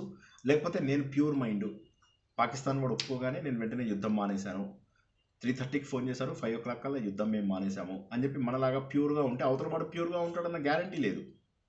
సో ధర్మరాజు అందుకోసం చేశాడా, లేకపోతే పాపమైన పట్టించుకోలేదా అనేది తెలియదు. కానీ పాపమైన పట్టించుకోలేదా అనేది మనం ఒకసారి మనంతట మనం విశ్లేషిస్తే కాదు. ఎందుకంటే ధర్మరాజుకు మొదటి నుంచి కూడా దుర్యోధనుడు ఎలాంటి వాడో తెలుసు. ఎలాంటి వాడో తెలిసినప్పుడు ఆ దుర్యోధనుడి గురించి ఇలా తను అటువంటి పెద్ద బాధ్యత ఇవ్వడం బహుశా తప్పేమో. ఇక మరొకటి, మయసభ గొప్పదే. అందరికంటే గొప్పది నాకు ఉండాలి అనిపించడం సహజమే. కానీ ఎప్పుడైతే ఆ సభ లోపల తప్పులు అవి పోయే అవకాశం ఉన్నాయో ముందుగా వాళ్ళని వార్నింగ్ ఇచ్చి చెప్పాల్సింది. వాళ్ళు పడిపోయేదాకా ఎదురు చూస్తూ తర్వాత నవ్వుకోవడము, ఎంత ఫ్రెండ్లీగా నవ్వినా కూడా అవమానం జరిగినట్టు అనిపిస్తుంది ఎవరికైనా కూడా. సో బహుశా దుర్యోధనుడికి ఆ అవమానం, ద్రౌపది కాదు భీముడు వీళ్ళు కూడా నవ్వుతారు, ఆ అవమానం బహుశా జరిగుండేది కాదేమో. రెండవది శకుని. ఇటువంటి వాళ్ళు ఎప్పుడూ అవకాశం కోసం ఎదురు చూస్తూ ఉంటారు. మీరు ప్రతి ఇంటిలో చూడండి, ప్రతి అపార్ట్మెంట్లో చూడండి, మీ బంధువులలో చూడండి, వాళ్ళు ఏం చేస్తూ ఉంటారంటే అవకాశం కోసం చూస్తూ ఉంటారు. ఎప్పుడెప్పుడో ఎవరెవరికి మనం గొడవలు పెడితే బాగుంటుంది, అలాగా అవకాశం కోసం చూస్తూ ఇప్పుడు దుర్యోధనుడు ఉన్నాడు, శకునికి ఉండాల్సిన అవసరం ఏముంది? కానీ తను అక్కడే ఉండడము, ఉండి తను మెల్లగా ఈయనకి రెచ్చగొట్టడము, ఇవన్నీ కూడా చేస్తూ ఉంటాడు శకుని. మరి కర్ణుడు అంటే వీళ్ళకి ఎవ్వరికి కూడా మొదటి నుంచి కూడా మంచి అభిప్రాయం ఉండదు. అటువంటిది కర్ణుడు కూడా వీళ్ళకి కప్పం కడతాడు మర్యాద కోసము. అండ్ కర్ణుడు కూడా వీళ్ళ రాజ్యం చూడడానికి వస్తాడు. అంటే కర్ణుడికి ఏంటంటే తనని ఇన్నాళ్ళు సూతపుత్ర అంటున్నారు, ఇప్పుడు అంగరాజు అధిపతి అంటే తను గొప్పగా ఫీల్ అవుతున్నాడు. తనకు పాత చరిత్ర తను మర్చిపోయాడు, తనకు జరిగినటువంటి అవమానాలు మర్చిపోయాడు, తనకు అర్జునుడు అంటే ఉన్నటువంటి ద్వేషాన్ని మర్చిపోయాడు. ఇక మరొక ముఖ్య విషయం, ఎప్పుడైతే శిశుపాలుడు ఇలా మాట్లాడుతున్నాడో కేవలం భీష్మ పితామహుడే మాట్లాడాడు, కానీ మిగతా ఎవ్వరూ కూడా మాట్లాడడానికి అక్కడ సిద్ధమవ్వలేదు. భీష్మ పితామహుడికి భగవంతుడి యొక్క పరిపూర్ణ స్వరూపం తెలుసు. ఎందుకంటే భీష్మ పితామహుడు కూడా భగవంతుడే కాబట్టి, అష్టవసువులలో ఒకడు కాబట్టి, ఆయన టాప్ పీపుల్లో ఆయన ఒకడు, ప్రభాసుడిగా చెప్పుకున్నాం కదా మనం. కాబట్టి ఆయనకి భగవంతుడి యొక్క స్వరూపము మొత్తం తెలిసినటువంటి అవకాశం ఉంది. కానీ వీళ్ళందరికీ కూడా అవకాశం లేదు కాబట్టి కృష్ణుడి యొక్క అసలు స్వరూపాన్ని గుర్తించలేదు. ఇది. రెండవది చూసుకున్నట్లయితే వేదవ్యాసుడు భాగవతంలో తాను చెప్పినటువంటి శ్రీకృష్ణ చరిత్ర మొత్తాన్ని ఇందులోపల ఎంత డీటెయిల్గా చెప్పాడో. శ్రీకృష్ణుడు చిన్నప్పటి నుంచి తను పుట్టక ముందర నుంచి చివరికి ఆయన అస్తమించే వరకు జరిగిన ప్రతి విషయాలు చెబుతూ ఉంటాడు. శరీరాన్ని వదిలేసే వరకు జరిగిన ప్రతి విషయము సభలో అందరికీ చెప్తాడు. అస్తమించేది కాదు, ఇప్పుడు ఆ టైం వరకు ఉన్నటువంటి ప్రతి విషయం చెప్తాడు. అప్పటి వరకు భగవంతుడు ఎత్తినటువంటి అవతారాలన్నీ చెప్తాడు. భీష్ముడు లాంటి మహానుభావుడు అవన్నీ చెబుతున్నప్పుడు మిగతా వాళ్ళందరూ కూడా శ్రీకృష్ణుడిని దేవుడిగా భావించారా లేదా? ఇదొక బిగ్ క్వశ్చన్. వాళ్ళలో ఎవరిలో కూడా శ్రీకృష్ణుడిని దేవుడిగా భావించారు అని మనకు తెలియదు. అది మనం అక్కడ గుర్తించాల్సినటువంటి విషయం. మరొకటి, ధర్మం గెలవాలి అనుకున్నప్పుడు భగవంతుడు ఒక మాయ ఆడాల్సి వస్తుంది. మనకు చిన్నప్పుడు చిరంజీవిది ఒక పాట ఉంది, మహానగరంలో మాయగాడు అని చెప్పేసి. అందులోపల ధర్మం గెలవాలనుకున్నప్పుడు భగవంతుడు చేసే మాయ అని చెప్పేసి చెప్తాడనమాట. సో జరాసంధుడి యొక్క మరణం తెలిసినటువంటి శ్రీకృష్ణ పరమాత్ముడు, ఓకే, జరాసంధుడు యుద్ధానికి ముందు హంస డింబకుల యొక్క కరెంటు రూపంని వాళ్ళు కరెంటు జన్మలో ఎక్కడ పుట్టారో చూసుకుని వాళ్ళ పేర్లని తను స్మరించుకుంటూ ఉంటాడన్నమాట. శ్రీకృష్ణుడు మాత్రము జరాసంధుడు ఎలా పుట్టాడు, అతడి మరణం ఎలా సంభవిస్తుంది అని చెప్పి ఆలోచిస్తూ ఉండిపోతాడు. ఇంకా యుద్ధం స్టార్ట్ అవ్వలేదు భీముడు జరాసంధుడి మధ్య. అది మనము చూడడం చాలా గొప్ప విషయం. మరొక ముఖ్యమైనటువంటి విషయం ఏంటంటే, జరాసంధుడు ఎటువంటి రాజైనా కానీ ముందు కీడెంచి మేలెంచాలి అంటాడు. ఏమో యుద్ధంలో నేను గెలుస్తానో ఓడిపోతానో తెలీదు, అని చెప్పేసి తన కుమారుడైనటువంటి సహదేవుడు, ఈ సహదేవుడు వేరు ఆ సహదేవుడు వేరు. మళ్ళీ సార్ సహదేవుడు భీముడు తమ్ముడు కదా అని అనకండి. ఆ సహదేవుడు తన కుమారుడైనటువంటి సహదేవుడిని రాజుగా చేయడం అనేటటువంటిది అది అతడి ముందు చూపుకి మనము తార్కాణంగా చెప్పుకోవచ్చు. అతడు ఎన్ని తప్పులు చేసినా తన తప్పు కాదు అనుకోవడానికి కారణం ఏంటంటే భగవంతుడికి బలి ఇస్తే మంచిదేమో అనేటటువంటి క్షుద్ర ఆలోచనలు ఉండడం. క్షుద్ర ఆలోచనలు ఉన్న వాళ్ళకి ఇది తప్పు అనిపించదు. ఇప్పుడు ఈ రోజుల్లో మాంసాహారులకి మాంసం తినడం తప్పు అనిపించదు. అదేవిధంగా క్షుద్ర పనులు చేసేటటువంటి వాడికి ఇది క్షుద్ర పని కాదు అని చెప్పేసి అనిపించడం అనేటటువంటిది చాలా న్యాచురల్. కాబట్టి నేను మంచివాడినే కదా అంటాడు. అతను మిగతా ఆచార వ్యవహారాలు పద్ధతులు అన్నీ కూడా చాలా చక్కగా పాటించాడు అన్న విషయాన్ని మనం తెలుసుకుంటాం. ఇక వీళ్ళు దండయాత్రలకు వెళ్తున్నప్పుడు చాలామంది గౌరవించారు, కొద్దిమంది యుద్ధానికి కూడా దిగారు. యుద్ధంలో ఓడిపోతున్న సమయంలో వాళ్ళు ఒప్పుకుని వీరి గొప్పతనాన్ని ఒప్పుకున్న వాళ్ళు ఉన్నారు. అయితే వాళ్ళు మనస్ఫూర్తిగా ఒప్పుకున్నారా అనేది కూడా ఇక్కడ ఒక క్వశ్చన్. బహుశా వాళ్ళు కూడా ఈ సభలో ఉండి ఉంటారు, రాజసూయ సభ లోపల. మా బాగా జరిగిందిలే, మేము కొట్లాడకపోతే ఏంది, మేము ఓడిపోయాము, వీళ్ళు కొట్లాడుకుంటున్నారని సంతోషించే వాళ్ళు కూడా ఉండుంటారు. ఒకసారి మనం ఇవన్నీ ఎందుకు విశ్లేషించాలి అంటే ఈ రోజుల్లో జరుగుతున్న వాటికి మనము అన్వయించుకోగలమా లేదా, మనం ఇంతకుముందు చేసినటువంటి తప్పులు చేయకుండా ఫ్యూచర్ లోపల మనము సరిదిద్దుకోవడానికి ఏ రకమైనటువంటి అవకాశాలు ఉన్నాయి అని తెలుసుకోవాలంటే మహాభారతం తెలుసుకుంటే సరిపోతుంది. వేదాల కంటే కూడా గొప్పది అని చెప్పేసి వేదవ్యాసుడు చెప్పారు దీని గురించి. వేదాలలో దొరకని విషయాలు కూడా మహాభారతంలో దొరుకుతాయి అని అన్నాడు. కాబట్టి మహాభారతాన్ని సంపూర్ణంగా తెలుసుకోవడం అనేది చూస్తుంటే చాలా ఆశ్చర్యకరమైనటువంటి విషయం. తర్వాత ఇంకొకటి మనం గుర్తించాల్సింది ఏంటంటే విష్ణుమూర్తి యొక్క అవతారాలని ఈయన చెప్పాడు కానీ శివుడి యొక్క అవతారాల గురించి చెప్పలేదు. ఇక్కడ శివకేశవుల భేదం ఉందా అని చెప్పి మనము క్వశ్చన్ చేయడానికి వీల్లేదు. ఎందుకంటే ఇక్కడ మాట్లాడుతున్నది శ్రీకృష్ణుడి గురించి. కాబట్టి విష్ణుమూర్తి యొక్క కథలను చెప్పడం అనేటటువంటిది సమంజసము.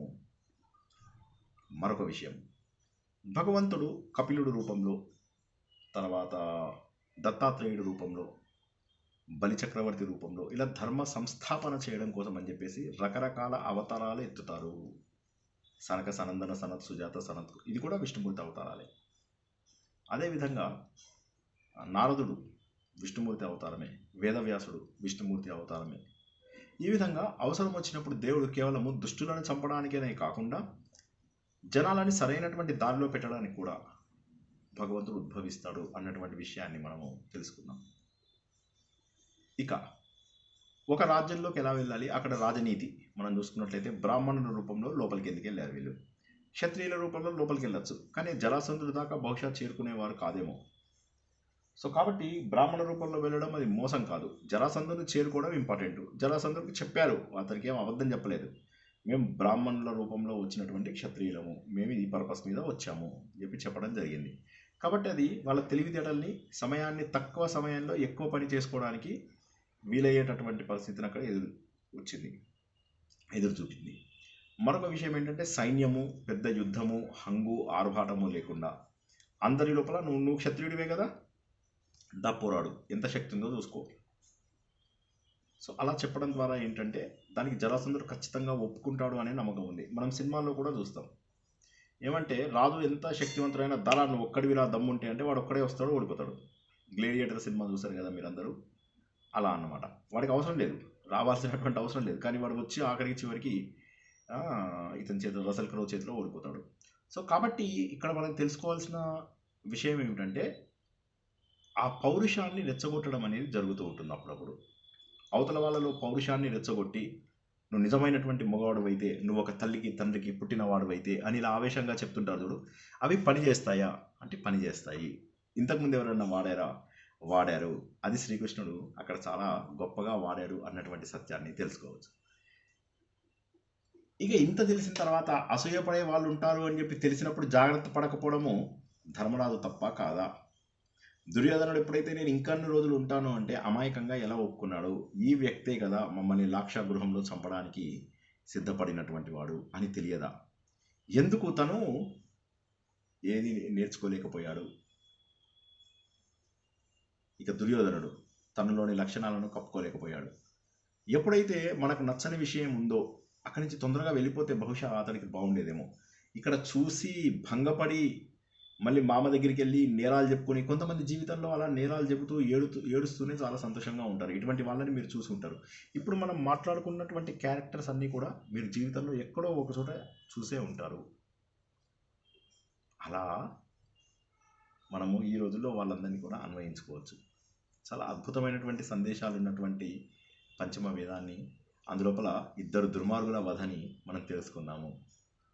క్లుప్తంగా భగవంతుడి యొక్క అవతారాల గురించి కూడా తెలుసుకున్నాము. మరింత వివరంగా అవతారాలని మనము మళ్ళీ నారాయణీయంలో తెలుసుకుంటాం. నారాయణీయంలో మళ్ళీ ఇవన్నీ వస్తాయి. ఈ అవతారాలన్నీ కూడా చాలా విపులంగా, వివరంగా, పూర్తి స్థాయిలో మళ్ళీ కూడా మనం అప్పుడు నేర్చుకుంటాం. జై శ్రీకృష్ణ. సార్, శివకేశవులకి భేదం లేదని కాబట్టే శివుడికి అవతారాలు లేవు, ఓన్లీ కృష్ణుడు అవతారాల గురించి చెప్పారా? కాదు.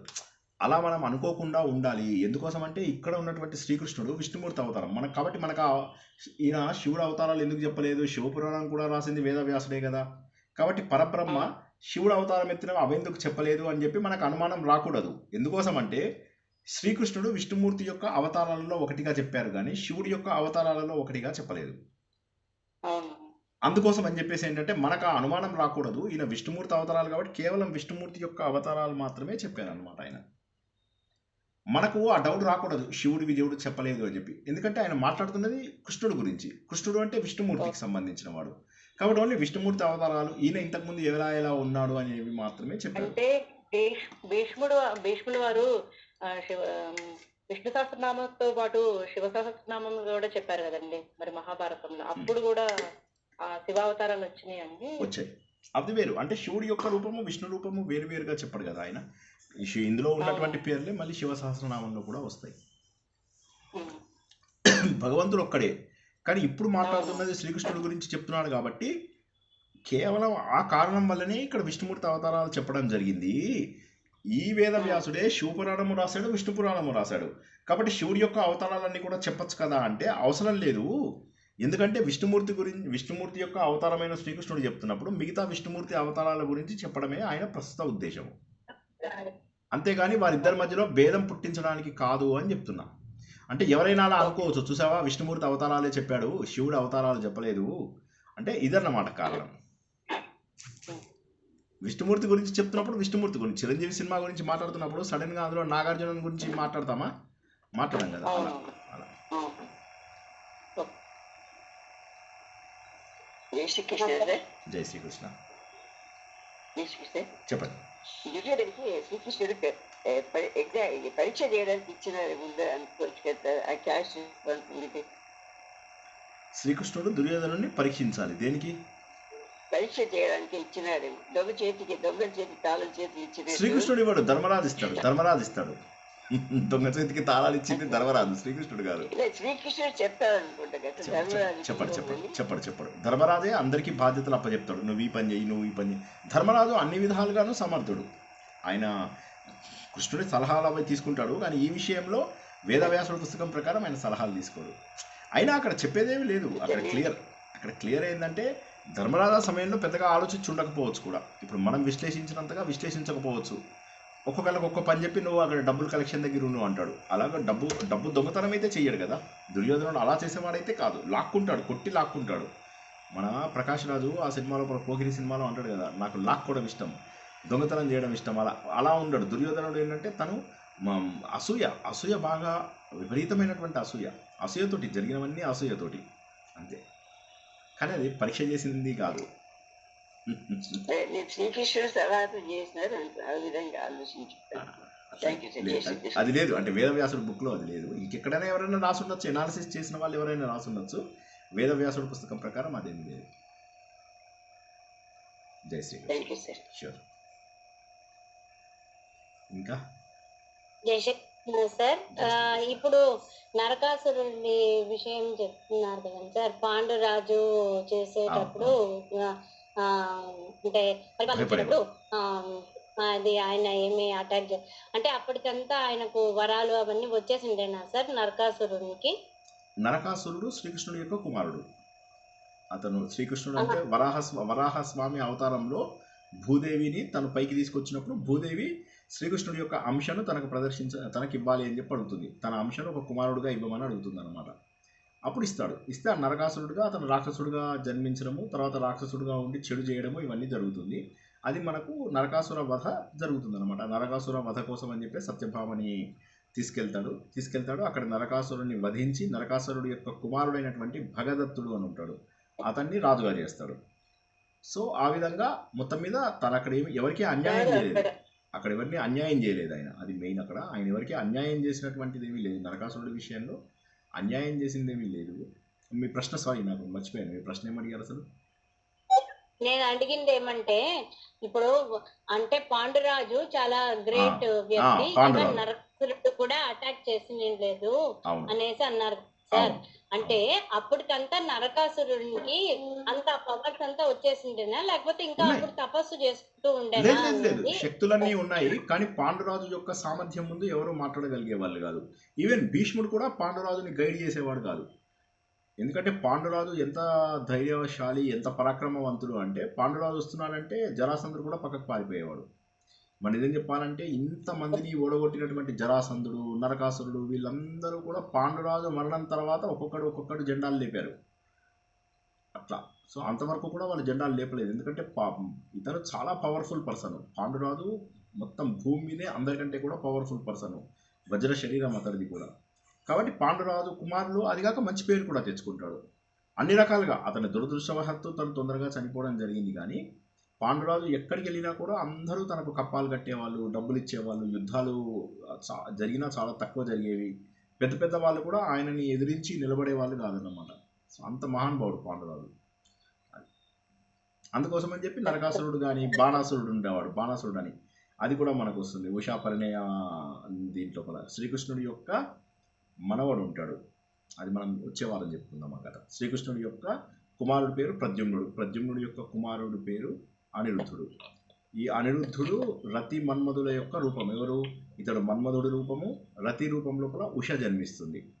ఉష అంటే ఎవరు? బాణాసురుడి యొక్క కుమార్తె. ఈ బాణాసురుడికి మన కార్తవీర్యార్జునుడిలాగా 1000 చేతులు ఉంటాయి, అతనికి కూడా 1000 చేతులు ఉంటాయి. సో అతని యొక్క కుమార్తె ఇతన్ని తీసుకొచ్చేసుకుంటుంది తన దగ్గరికి. ఎవరిని? అనిరుద్ధుడు తన భర్త అని ఆమెకు తెలుసు అన్నమాట. ఉషకు తనకు తెలుసు ఇతనే మన్మధుడు అని చెప్పేసి తెచ్చుకుంటుంది. తెచ్చుకున్న తర్వాత వీళ్ళ పరిణయం, వీళ్ళు ఇలా ప్రేమగా కలుసుకుంటున్న విషయము, తన దగ్గరే అతను ఉంటున్న విషయము బాణాసురుడికి తెలిసిపోయి అప్పుడు అనిరుద్ధుడిని బంధిస్తాడు. తన మన్మన్ని బంధించాడు అన్న విషయం శ్రీకృష్ణుడికి తెలిసిన తర్వాత శ్రీకృష్ణుడు బాణాసురుడి పైన యుద్ధం ప్రకటిస్తాడు. బాణాసురుడికి శివుడు ఎప్పుడు కాపలాగా ఉంటాడు. అప్పుడు శివకేశవుల మధ్య యుద్ధం జరిగింది అని కూడా ఒక చిన్న కథ ఉందన్నమాట. ఇదంతా జరిగినటువంటి ప్లేస్ ఎక్కడో తెలుసా మీ అందరికీ? మన ఉత్తరాఖండ్ లోపల ఉంది. జోషిమఠ్ అవి ఉన్నాయి కదా, జోషిమఠ్ కదా, సారీ, ఈ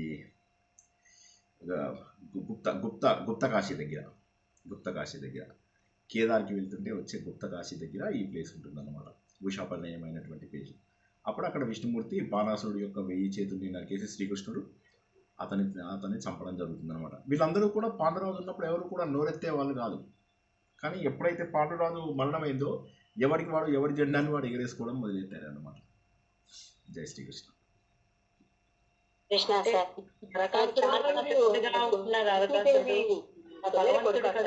ఒక్కసారి ముగ్గురు అడుగుతున్నారు కదా, నాకు వినిపించట్లేదు. లక్ష్మీ గోవిందుడు గారు అడగండి.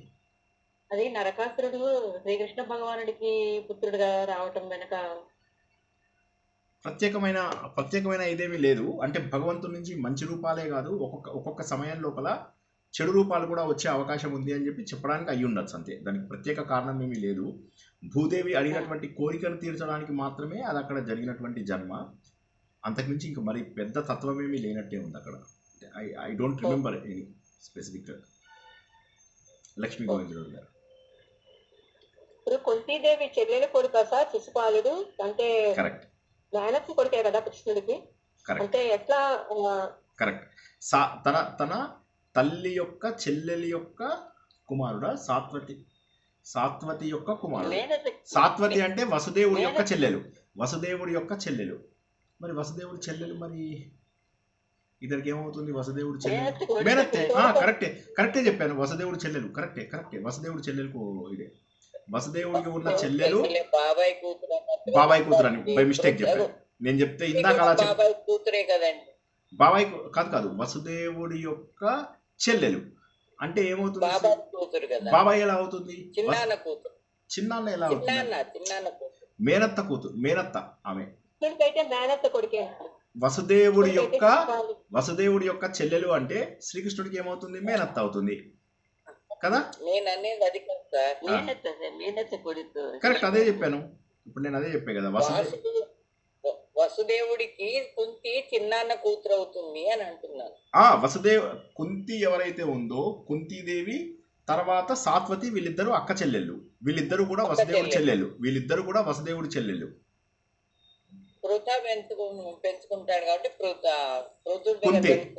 కుంతి బోధుడు పెంచుకుంటాడు కాబట్టి కుంతి బోధుడు పురుజిత్తు అని ఇద్దరు కొడుకులు ఉంటారు ఆయనకి. కుంతి బోధుడు తన పేరు మీదే కుంతి బోధుడు జూనియరు, తర్వాత పురుజిత్తు అని కుమారుడు ఉంటారు ఆయనకి. ఆయన పెంచుకుంటాడు, కుంతీదేవిని పెంచుకుంటాడు. ఇది మనం మొదట్లో తెలుసుకున్న కథ. ఆ కుంతీదేవి యొక్క చెల్లెలు సాత్వతి. ఆ సాత్వతి కుంతీదేవి వీళ్ళిద్దరు కూడా ఒరిజినల్లీ వసుదేవుడి యొక్క చెల్లెళ్ళు. వసుదేవుడు ఎవరి కొడుకు? వసుదేవుడు ఉగ్రసేనుడు, శూరసేనుడి యొక్క కుమారుడు. ఉగ్రసేనుడి యొక్క కుమారుడు కంసుడు, శూరసేనుడి యొక్క కుమారుడు ఇతను వసుదేవుడు మంత్రిగా చక్కగా పరిపాలిస్తూ ఉంటాడు. ఆయనకి ఆరుగురో ఏడుగురో చెల్లెళ్ళు ఉంటారు. వాళ్ళ పేర్లు కూడా ఒకప్పుడు చెప్పుకున్నాం. అందులో సాత్వతి యొక్క కొడుకు అంటే మేనత్త యొక్క కొడుకు అంటే మరిదే అవుతాడు కదా. నేను ఇందాక మరిదే అని చెప్పినట్టున్నాను కాదా? మరిదే అని చెప్పలేదు ఇందాక. అత్త కొడుకు మరిదే అవుతాడు కదా. అదే చెప్పే కదా ఇందాక నేను ఇందాక అదే చెప్పే కదా, మరిదే అవుతాడని చెప్పాను నేను ఇందాక. కరెక్ట్ చెప్పారు ఇందాక. ఇంకో మేనత్త కూతుర్ని కూడా పెళ్లి చేసుకుంటాడు కదండి. అవును, నలుగురు మేనత్తల కూతుర్లను పెళ్లి చేసుకుంటాడు. ఈ కథలన్నీ కూడా మనం భాగవతంలో చదివాము. ఆ కథలు ఏవి కూడా ఇక్కడ ఉండవు మనకు. ఆ కథ నారాయణీయంలో వస్తుంది. నారాయణీయం లోపల మొత్తం మనకు భాగవతంలో జరిగినటువంటి ప్రతి కథ వస్తుంది. ప్లస్ నారాయణీయంలో చిన్న ఎడిషన్ ఏంటంటే నారాయణీయం అనేది భాగవతమేనండి. నారాయణీయంకి భాగవతంకి ఏమీ తేడా లేదు. నారాయణీయంలో ఒక చిన్న పాయింట్ ఏంటంటే రాధ కూడా కనిపిస్తుంది. మనకు భాగవతంలో రాధ ఉండదు, అంతే. That is the only difference. జై శ్రీకృష్ణ. జై శ్రీకృష్ణ సార్.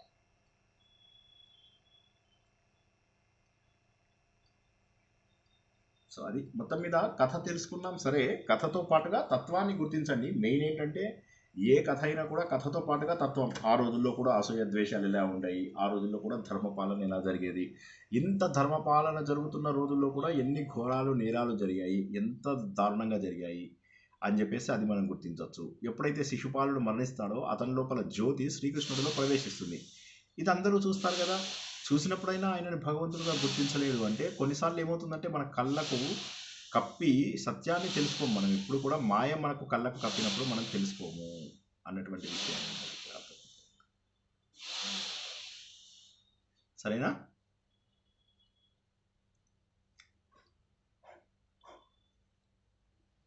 వండర్ఫుల్. సో కాబట్టి సత్యాన్ని గుర్తిస్తూ ముందుకు వెళ్దాము. ఇలాగే మనకు చాలా రోజులు పడుతుంది. ఇంకా సభాపర్వం వీళ్ళు చివరికి ద్రౌపది వస్త్రాపహరణము, తర్వాత వీళ్ళు అడవికి వెళ్ళే వరకు కూడా మనకు అడవిలోకి వెళ్ళడానికి ముందు వరకు కూడా మనకు సభాపర్వంలోనే కొనసాగుతుంది. తర్వాత అరణ్య పర్వంలోకి వెళ్తాం. అరణ్య పర్వం చాలా బ్యూటిఫుల్గా ఉంటుంది. రకరకాల కథలు, ఎన్నో రకాల నీతులు, చాలా గొప్పది అరణ్య పర్వము.